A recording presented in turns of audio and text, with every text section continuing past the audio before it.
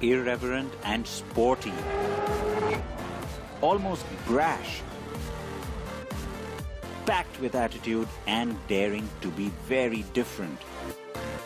Definitely male and pushing the boundaries.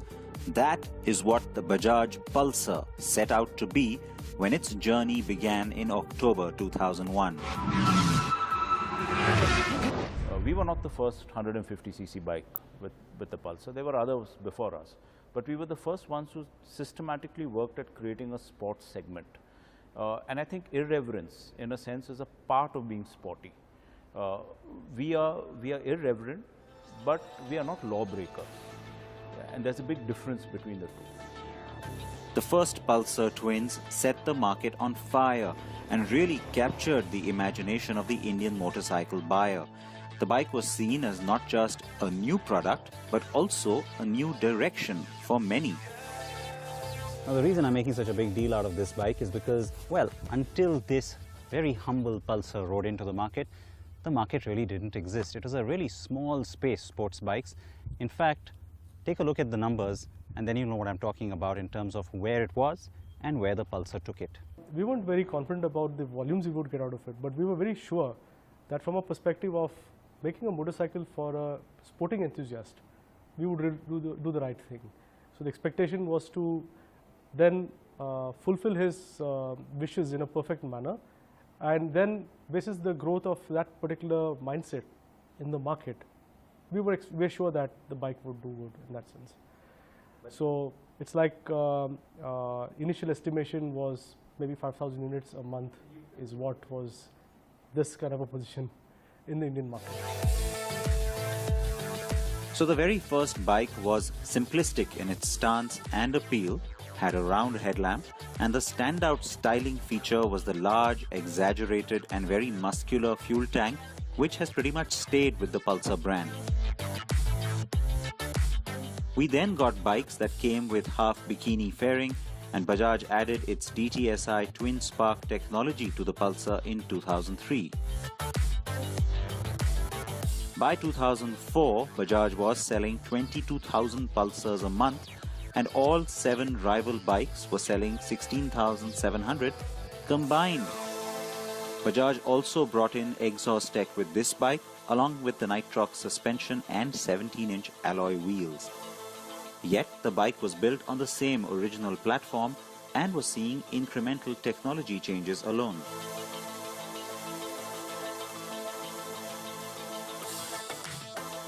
By 2006, it got a more advanced digital instrument cluster, but it was in 2007 that the Pulsar entered a new phase.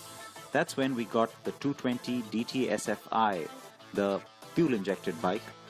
It went on to win the NDTV Two-Wheeler of the Year award in 2008. But despite the accolades, the bike was niche in sales terms. After all, not everyone wanted to spend the extra money for the FI technology. So then we went back to the drawing board and we tried to get the performance out of other means by using conventional technology like carburetors, and which is able to do the job with technology like DTSI, including working on the catalysts. We've been able to meet the emission norms of the country very comfortably at a very cost-effective price, and we try to give the best possible performance for that, and that really, I think, made a big difference to the customer, accessibility to the customer. The Pulsar also gained the 200cc variant in the same year. The bikes now had a longer wheelbase and they were getting edgier in styling terms. The characteristic fuel tank remained, but the focus moved to the handlebars and the wheels, with the bikes also getting a more stiffly sprung feel and look too. In 2009, the Pulsar went self-start only, and soon we had the 135cc bike too.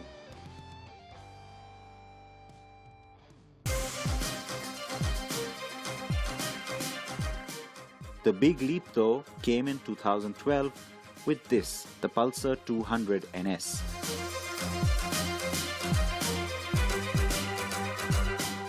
So the two-wheeler of the year jury choice is the Bajaj Pulsar 200 NS. Another bike of the year win, and the next phase of the Pulsar story now started to kick in.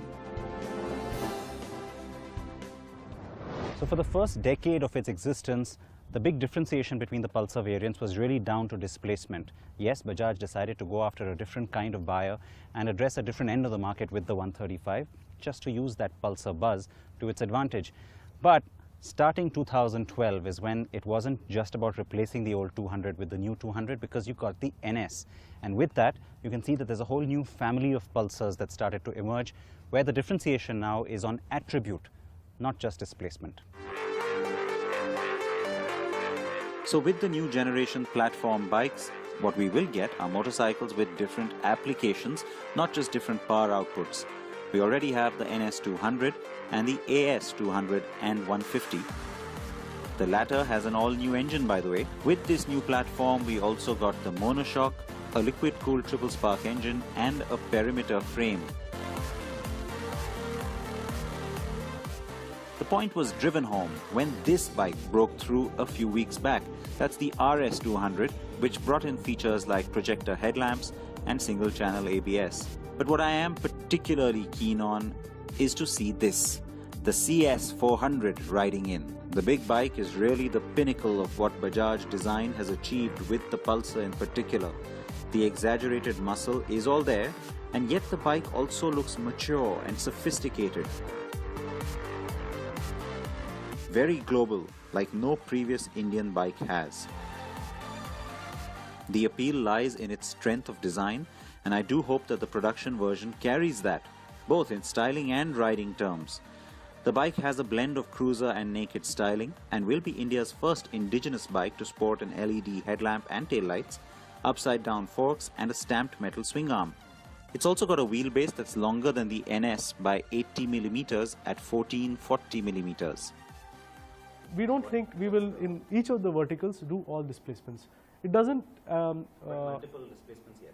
Multiple displacements, yes, but which is relevant to the style of the bike. For example, if I create a CS, which is so big, and if I try to put a 150cc on it, it won't work out, because the heart doesn't exist to make that guy move in a particular manner. The message is clear. All these bikes will have more than one displacement variant. Naked sport, adventure sport, racing sport and cruising sport may seem like stretches to many already, but these are well-engineered products that are already finding favor. The big question is what next, besides the CS, of course. We are currently looking at other options as well for the Pulsar. We don't think that the brand cannot be stretched further. We don't think this is a stretch for the Pulsar brand. We think it's a logical evolution for the Pulsar brand, and we will continue to look at other options in the sports market. It is an evolution that we are going to still look forward to, and one I hope will continue to keep style and design at its forefront.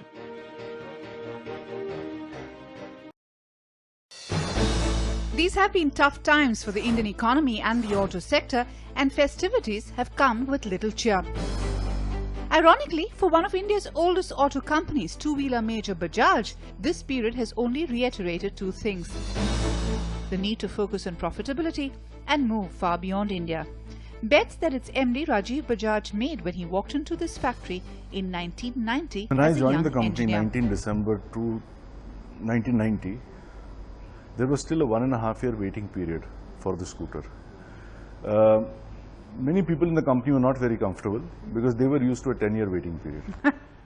But to me, 18 months, I mean, sitting where I am today, 18-month backlog, you know, I would not know what to do. I came into that situation. In other words, the priority in the company clearly was to produce more.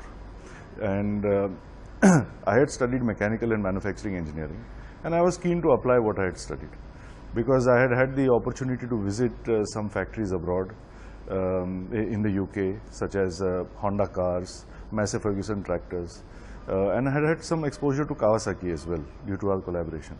And it was obvious to me that there was a lot of good stuff happening over there that was not here at Bajaj yet, which could help it not only to produce better quality with productivity and all, but in terms of sheer production. Well, what happened was I worked in manufacturing from 90 to 95 for 5 years. At the end of it, not only Bajaj got much better at producing stuff, producing much more from the same resources, but essentially the waiting period went away. And suddenly we found ourselves very good at making stuff that people didn't want to buy. People were moving from scooters to motorcycles at that time. And we had had a collaboration with Kawasaki of the sort you mentioned for over 10 years by that time. But we never had much success with it in the marketplace, even though we could see that Kawasaki's technology was as good as anyone else's. And that's when I came to learn two things or understand two things. One, I understood that marketing or technology by themselves in isolation don't really do it for you. What is most important is the alignment between the two. And Kawasaki, sitting out of Japan, was not really cued in to what might work here in marketing terms. And we guys perhaps understood the market a little better than they did, but we never really had our own technology or our own R&D in that sense, with which we could translate our marketing thoughts into a physical product. And so then I think it was around 98 that Joe, all of 28 or so, with a team of 4 people, was charged with making a Pulsar, i.e. not making a mileage bike, but making the opposite of a mileage bike, making a real Indian sports bike, something big, fast, sexy and expensive. And within 3 years, these boys delivered. November 2001, the Pulsar was launched. Yes, as our operations grew, it became very important that from exporting or shipping out motorcycles, we first started with assembly and then we had to integrate backwards a little more, which we have over time done successfully in these places. That involves a lot of work on the ground, right from the warehouses to putting up the shop floor to setting up assembly lines that we shipped out from here, send in people, get people there trained, get them accustomed to using some of the tools, some of the automation with which we assemble the motorcycles that we make. Even simple stuff like shipping them out to dealers thereafter in trucks. It's not something that came easy. The learning that Bajaj Auto went through in this market in the 50s or 60s had to be repeated all over again in that market. Today, Bajaj gets more than 1/3 of its revenue from outside India, and nearly half of that comes from Africa. But there is far more to this company's global ambitions outside its bet on emerging markets.